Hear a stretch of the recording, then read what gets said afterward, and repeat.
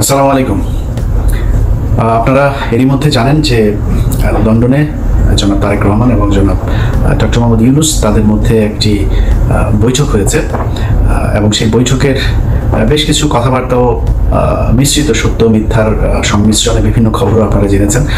সত্য মিথ্যা বললাম এই কারণে যে আমি কিছু গণমাধ্যমেও কিছু খবর দেখেছি, যে খবরগুলোর ভেতরেও আসলে সেখানে বাস্তবে যা ঘটেছিল তার অনেক কিছুই কিছু জায়গায় নেই আসল তথ্যটা, আবার কিছু জায়গায় অতিরিক্ত অনেক কিছু যুক্ত করা হয়েছে যে ঘটনাগুলো সেখানে আদৌ ঘটে নাই।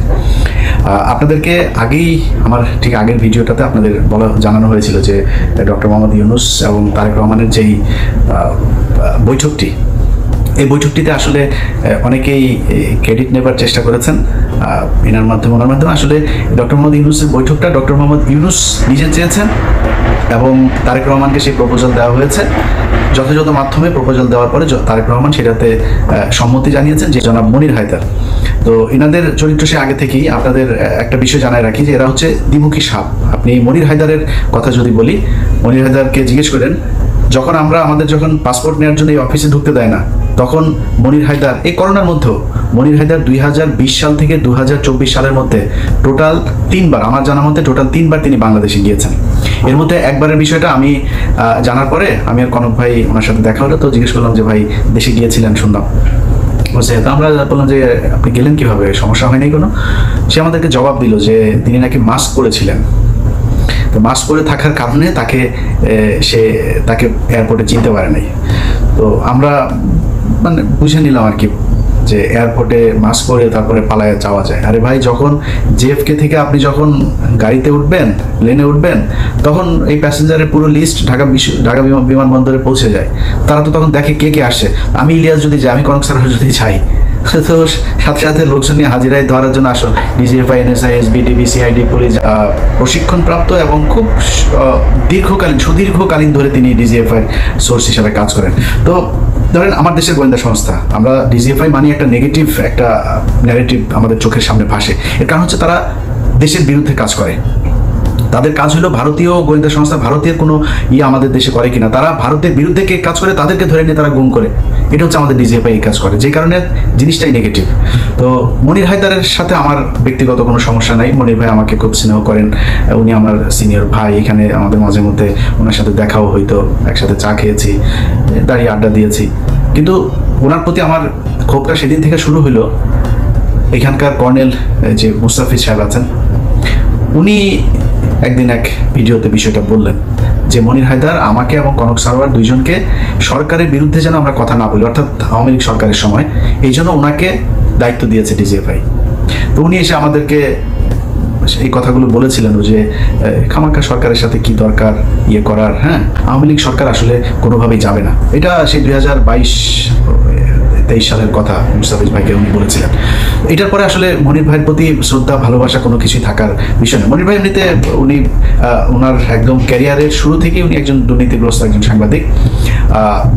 ওনার এগুলি নিয়ে কথা বলতে চাই নাই, কিন্তু এখন যেহেতু এই অবস্থা সেই কারণে বললাম। ওনারা একটা ক্রেডিট নেওয়ার চেষ্টা করছেন, আবার ফের বিএনপির ভেতরে যে তারেক রহমান আমি তো আপনার জন্য অনেক কিছু করছি, সেই এরকম বুঝাই এদের সাথে একটা খাতির জমানোর চেষ্টা করছেন। তো এই ধরনের কিছু মানুষজন আছে যারা কিনা এই বৈঠকটা করার ক্রেডিট বিভিন্ন জায়গায় নেওয়ার চেষ্টা করছেন। এরকম কোনো কিছু না। তারেক রহমান রাজি হয়েছেন, ডক্টর মোহাম্মদ ইউনূস তাকে প্রপোজাল দিয়েছেন, এবং আমি আগের ভিডিওতে বলেছি যে দুইটা পক্ষের কেউই ছোট হয় না। এখানে আমার এরকম একটা বৈঠক হওয়া দরকার ছিল। বৈঠকের ছোটখাটো কিছু বিষয় আপনাদেরকে জানাবো, তার আগে মূল জিনিসটা আপনাদেরকে জানিয়ে দেই। সেটা হচ্ছে এই বৈঠকটা অত্যন্ত ফলপ্রসূ এবং আমরা এতদিন ধরে আসলে যা চাচ্ছিলাম সেইটাই এই বৈঠকের মধ্য দিয়ে ঘটেছে। এর মধ্যে একটা জিনিস হয়েছে সেটা হচ্ছে যে নির্বাচনের যে তারিখ ডক্টর মোহাম্মদ ইউনূস গেল কয়েকদিন আগে বলেছিলেন যে এপ্রিলে নির্বাচন হবে, সেই জায়গা থেকে সরকার সরে এসেছেন এবং 12 তারিখ কেন, সেটা হচ্ছে যে কোনোভাবেই রমজানের আগে চেয়েছিল তারেক রহমানের পক্ষ থেকে নির্বাচন।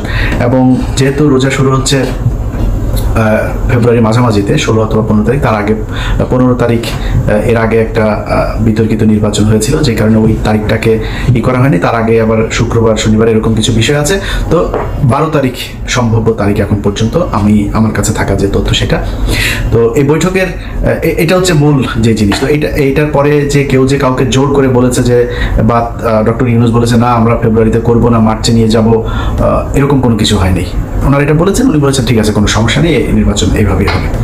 এখন এত ফলপ্রসূ একটা কেন হইল, এটার কিন্তু কিছু কারণ আছে। এই বৈঠক করানোতে কারোর ক্রেডিট না থাকলেও বৈঠকটা যে ভালোভাবে হয়েছে এটার কিছু ক্রেডিট কিছু মানুষের আছে। সেটা হচ্ছে কিছু মানুষকে এই বৈঠকে নাম চৌধুরী থাকতো, এখানেও একটা গ্যাঞ্জাম বাঁধাইতো।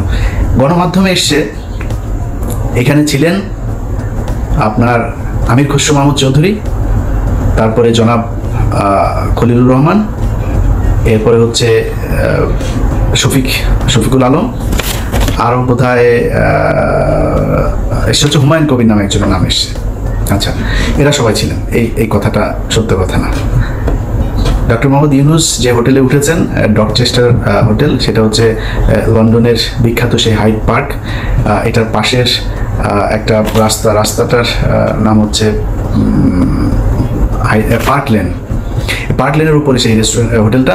এই হোটেলে যেখানে আপনার বৈঠকটা হওয়ার কথা ছিল একটা মিটিং রুমে, কিন্তু ডক্টর মোহাম্মদ ইউনূস সেই রুমে করেন নাই। তিনি বলেছেন যে আমি ওনাকে আমার সুইটের ভেতরে নিয়ে তারপরে আমরা কথা বলবো। খুবই আন্তরিকতা দেখিয়েছেন, একদম নিজের রুমে নিয়ে তারপরে সেখানে তারা কথা বলেছেন। এবং এর আগের কিছু জিনিস আপনারা এরই মধ্যে জেনেছেন যে তারেক রহমান বেগম খালেদা জিয়ার সালাম পৌঁছে দিয়েছেন, দুজনের কুশল বিনিময় করে। খলিলুর রহমান, আমির খসরু মাহমুদ চৌধুরী এবং হুমায়ুন কবির, ওনারা ছিলেন ওইটাতে। এটা সত্যি কথা, ওনারা ছিলেন। এবং ওনাদেরকে ঠিক 10 থেকে 15 মিনিটের মাথায় ওনাদেরকে চলে যেতে বলা হয়, এবং ওনারা চলে যান। চলে যাওয়ার পরে 1 ঘন্টা 15 মিনিট জনাব তারেক রহমান এবং ডক্টর ইউনূস একটা বৈঠক করেছেন, সেখানে কেউ ছিল না, একজন মানুষও ছিল না। এটা যেসব গণমাধ্যম মাধ্যমে বলার চেষ্টা করা হচ্ছে, এটা কিছু কারণ আছে বলার। ধরেন আমির খসরু মাহমুদ চৌধুরী এখন মানে বোঝানোর চেষ্টা করবেন যে তাকে তারেক রহমান পাশে নিয়ে বসে তারপর ইউনূসের সাথে বৈঠক করেছেন,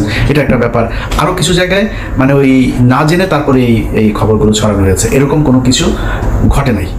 তো যাই হোক, আমার কথা হচ্ছে যে যেইভাবেই হোক, এই যে দুইজন মানুষ আপনার শুক্রবার লন্ডন সময় সকাল 9টা থেকে যে বৈঠকটা তারা করেছে, সেই বৈঠকের মধ্যে আমরা বাংলাদেশের মানুষ যা চেয়েছি সেটা হয়েছে। এটাই হচ্ছে সবচাইতে বড় বিষয়, আমরা এটাই চেয়েছি।